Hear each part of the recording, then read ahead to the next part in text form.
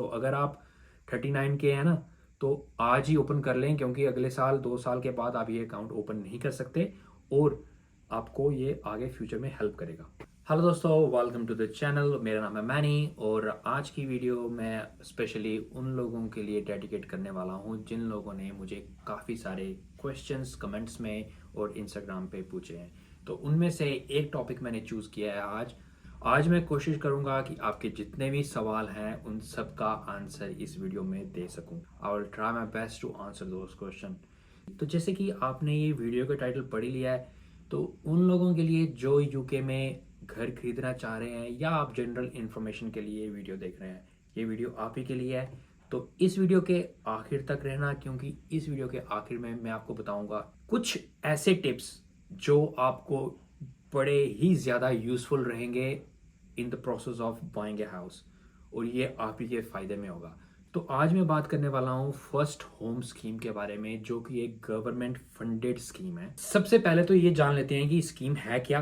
तो अगर आप सोच रहे हो कि यूके में अपना घर खरीदना है और आप फर्स्ट टाइम बायर हो, आपकी यूके में कोई प्रॉपर्टी नहीं है पहले, तो ये स्कीम का फ़ायदा आप ज़रूर लें। मैं पर्सनली गवर्नमेंट फंडेड स्कीम्स का फ़ायदा ले चुका हूँ और मैं चाहता हूँ कि जो नए बायर्स यूके में हैं वो इस स्कीम का फ़ायदा लें। तो इस स्कीम के अंडर क्या होता है कि आपको 30 to 50% डिस्काउंटेड प्राइस पे आपको घर मिलता है। कैसे मिलता है वो मैं भी बताता हूँ।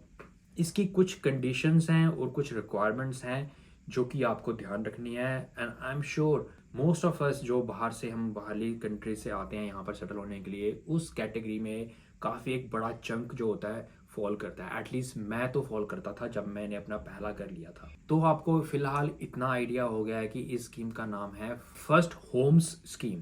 तो इस स्कीम के अंडर क्या होता है कि आप नए घर ले सकते हो। जो डेवलपर्स होते हैं वो घर बनाते हैं नए फ्रॉम स्क्रैच। तो वो जो घर होते हैं वो क्लास होते हैं as a new build houses. वो आप घर ले सकते हो, या फिर ऑलरेडी किसी ने न्यू बिल्ड घर लिया हो, जैसे कि पिछले साल मैंने एक घर लिया न्यू बिल्ड स्कीम के अंडर, पर मैं अब वो घर बेचना चाहता हूँ। तो आप एज ए फर्स्ट बायर मेरे से वो घर खरीद सकते हो under the same condition, under the same scheme. तो आपको इस स्कीम का फायदा मिलेगा। ये जो फर्स्ट होम स्कीम है ये सिर्फ इंग्लैंड में ही अवेलेबल है, वेल्स और स्कॉटलैंड में अवेलेबल नहीं है। इसके कुछ बेसिक से क्राइटेरिया है, वो मैं स्क्रीन में भी फ्लैश करूंगा, पर बेसिकली मेनली इसका क्राइटेरिया है आप 18 साल से ऊपर होना चाहिए, ये आपका पहला घर होना चाहिए, आपकी जो मोर्गेज होती है, जो लोन होता है बैंक से, वो एटलीस्ट आपने half the cost of the house लेना है, या आप अगर फुल पेमेंट देना चाहते हो तो वो भी आप दे सकते हो। जो चीज़ आपको ध्यान में रखनी है कि आपकी जो इनकम है या कंबाइंड इनकम है 80,000 पाउंड्स ईयरली से ज़्यादा ना हो। अगर आपकी इससे ज़्यादा इनकम है तो आप इस स्कीम का फ़ायदा नहीं ले सकते। You should be a first time buyer. ये जो स्कीम है उनके लिए भी काफ़ी फ़ायदेमंद है जो की वर्कर्स हैं, जैसे एनएचएस, जो डॉक्टर्स नर्सिस होती हैं, जो उनके लिए भी काफ़ी फ़ायदेमंद है। उनके लिए भी ये स्कीम अवेलेबल है। आप आर्म्ड फोर्स में जॉब करते हो तो आपके लिए भी अवेलेबल है। अब भाई बात करते हैं कि ये स्कीम काम कैसे करती है। सबसे पहले ढूंढना है कि ये जो इस तरह की स्कीम्स के जो घर हैं वो कहाँ से मिलेंगे आपको। तो आप अपने लोकल एजेंट्स के पास जा सकते हैं, या फिर ऑनलाइन वेबसाइट्स होती हैं जैसे जूपला, राइट मूव, इन वेबसाइट्स पे जाके आप इस तरह की प्रॉपर्टीज, न्यू बिल्ड प्रॉपर्टीज को सर्च करेंगे। कई एजेंट्स होते हैं वो इस स्कीम के बारे में लिखते भी हैं डिस्क्रिप्शन में, मगर अगर आप if you are not sure ask your local agents, तो वो आपको उन सब प्रॉपर्टीज़ की लिस्ट देंगे जो इस स्कीम के अंडर अवेलेबल उनके पास होंगी। जो फर्स्ट टाइम बायर्स होते हैं वो डेवलपर से इन प्रॉपर्टीज़ को खरीद सकते हैं 30% डिस्काउंटेड प्राइस पे, जो कि मार्केट वैल्यू की जो भी प्राइस होगी उस पर 30% डिस्काउंट पे खरीद सकते हैं। और डोंट वरी, जो प्राइसेस होती हैं यहाँ पर यूके में घरों की, वो सर्वे उनका इंडिपेंडेंट सर्वे भी होता है टू मेक श्योर कि जो डेवलपर ने प्राइस सेट की है और जो आप प्राइस खरीद रहे हो, क्या वो रियलिस्टिक प्राइस है जो आप खरीद रहे हो, या डेवलपर ने इन्फ्लेट की हुई है प्राइस। तो ये चीज़ का सेफ गार्ड यहाँ पर यूके में है। तो और चीज़ आपको ध्यान रखनी है कि जो भी आप घर ले रहे हो ना, वो उसकी जो प्राइस आफ्टर डिस्काउंट 2,50,000 से ऊपर नहीं होनी चाहिए। और अगर आप लंदन में हो तो उसकी प्राइस 4,20,000 पाउंड के ऊपर नहीं होनी चाहिए। तो ये तो थी बड़ी ऊपर ओवरव्यू था कि स्कीम क्या होती है, इसकी एलिजिबिलिटी क्राइटेरिया क्या है और किस तरह की प्रॉपर्टीज आप ले सकते हो।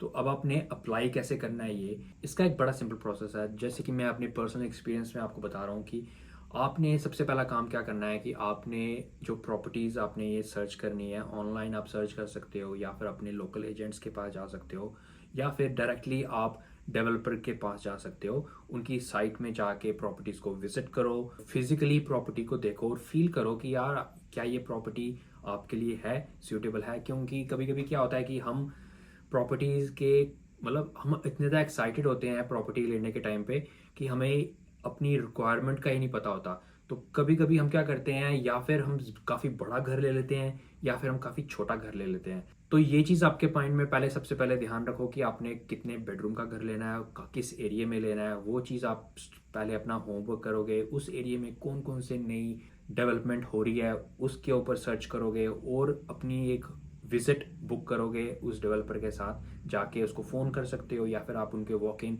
उनके रिसेप्शन में जाके ये चीज़ बुक कर सकते हैं। तो वहाँ पर क्या होता है कि वो आपको बताएंगे कि ये प्रॉपर्टीज़ अवेलेबल हैं मार्केट में और उसको आप व्यू कर सकते हो। अगर आपको प्रॉपर्टी अच्छी लगती है तो well well and good, you can.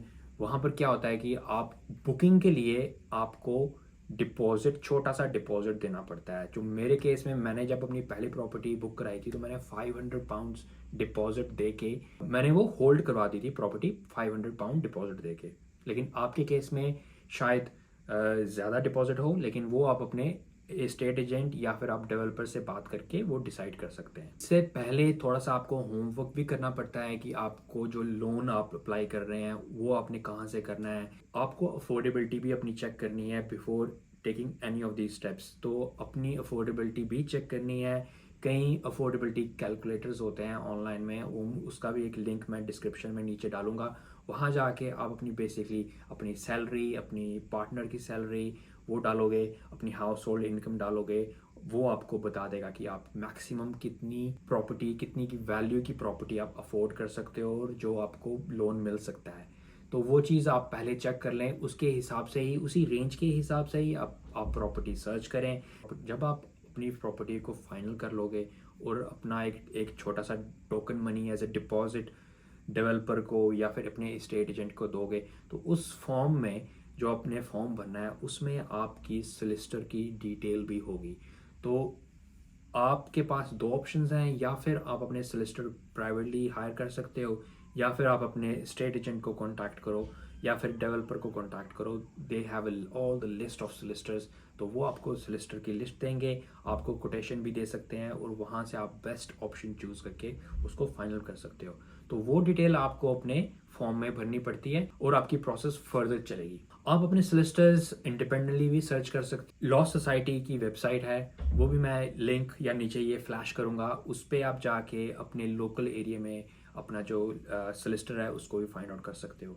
अब आपकी बुकिंग फ़ीस चलेगी, आपने सोलिसिटर फाइनलाइज कर लिया। अब आपकी प्रोसेस होती है नेक्स्ट कि आप मॉर्गेज अप्लाई करेंगे। अगर आप, तो भाई आपके पास इतना पैसा है कि आप कैश पेमेंट दे के अपना घर खरीद लें, तब तो आपकी मॉर्गेज की कोई ज़रूरत नहीं है। पर अगर आप मॉर्गेज अप्लाई कर रहे हैं तो अगला स्टेप होगा कि आप अब एप्लीकेशन फर्दर प्रोसेस करें। अपने मॉर्गेज एडवाइज़र को या फिर अपने बैंक को कांटेक्ट करके वहाँ से आप अपनी मॉर्गेज ऑफर लें। जो मॉर्गेज देते हैं लाइक बैंक्स, वो आपके डेवलपर को कांटेक्ट करेंगे। मॉर्गेज एडवाइज़र कोई बीच में है तो आपको वो उनको भी कांटेक्ट करेंगे और साथ में आपके सोलिसिटर को भी कांटेक्ट करेंगे।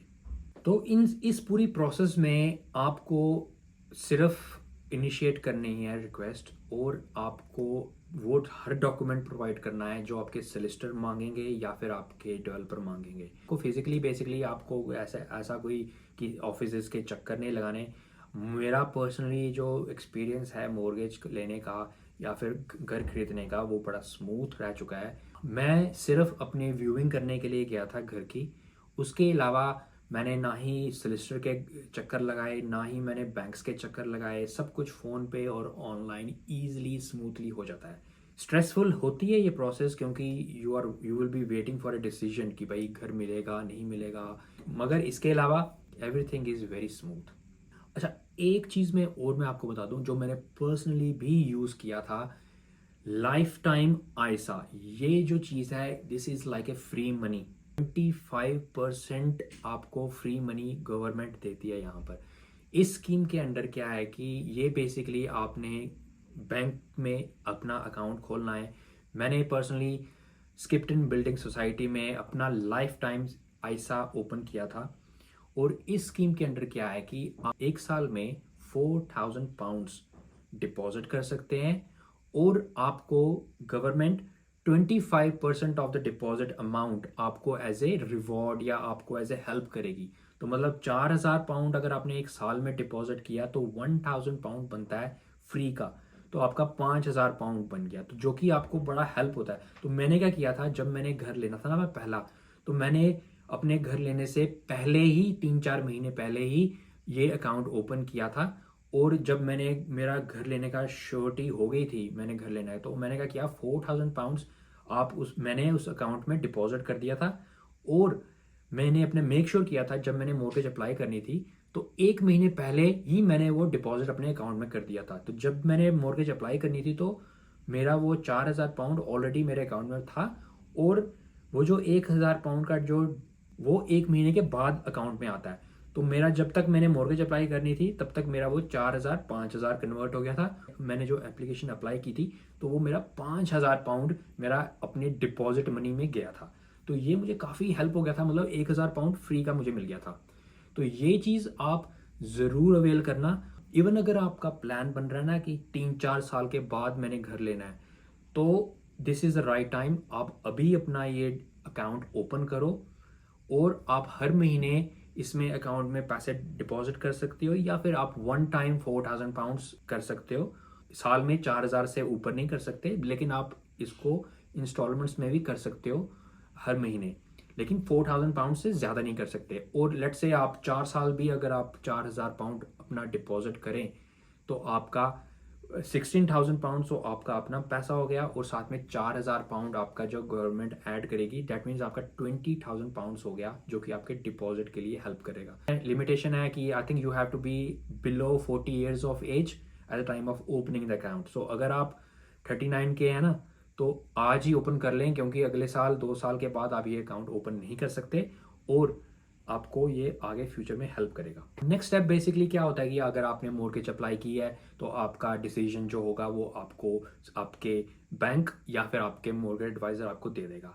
होपफुली आपकी मॉर्गेज एक्सेप्ट हो जाएगी। फिर प्रोसेस होता है एक्सचेंजिंग द कॉन्ट्रैक्ट्स। तो एक्सचेंजिंग कॉन्ट्रैक्ट्स होता है बेसिकली आपका जो सोलिसिटर है वो एक कॉन्ट्रैक्ट ड्रॉ करेगा और जो डेवलपर्स का सोलिसिटर होगा वो कॉन्ट्रैक्ट ड्रॉ करेगा और हम दोनों कॉन्ट्रैक्ट एक्सचेंज करेंगे। तो बेसिकली इस प्रोसेस आपको इसमें कुछ भी नहीं करना। आपको जो डॉक्यूमेंट्स हैं वो सोलिसिटर ने भेजे होंगे वो आपको साइन करने हैं और वापस रिटर्न कर देने हैं। बेसिकली जो पेपर वर्क कंप्लीट हो जाएगा तो प्रॉपर्टी आपके नाम पे हो जाएगी।